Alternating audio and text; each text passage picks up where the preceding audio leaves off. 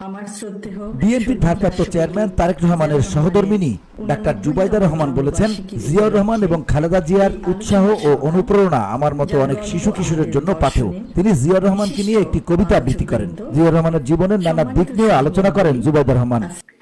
আজ স্মৃতিচারণ করতে গিয়ে আমার মনে পড়ে শৈশব ও কৈশোরে জাতীয় শিশু সংগঠন ও শিশু কিশোরদের প্রতিযোগিতামূলক অনুষ্ঠান নতুন করিতে অংশগ্রহণের দিনগুলো।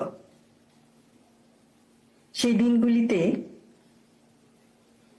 শ্রদ্ধেয়া মাতা বেগম খালেদা জিয়া এবং শ্রদ্ধেয় শহীদ রাষ্ট্রপতি জিয়াউর রহমান তাদেরকে পেয়েছি কয়েকটি অনুষ্ঠানে।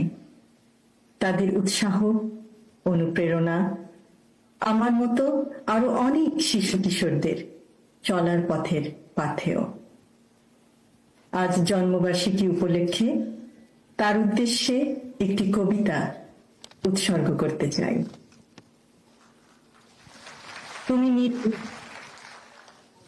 তুমি গণতন্ত্রের প্রতীক, জনতার অধিকারের অতন্দ্র প্রহরী। তুমি অসাধারণ সাহসী মূর্তি। তুমি নেতা, তুমি কঠোর পরিশ্রমী। দিন কেটেছে তোমার সবার চিন্তায় বিরামহীন। তুমি সূর্যরশ্মি, চাঁদের আলোর মতো।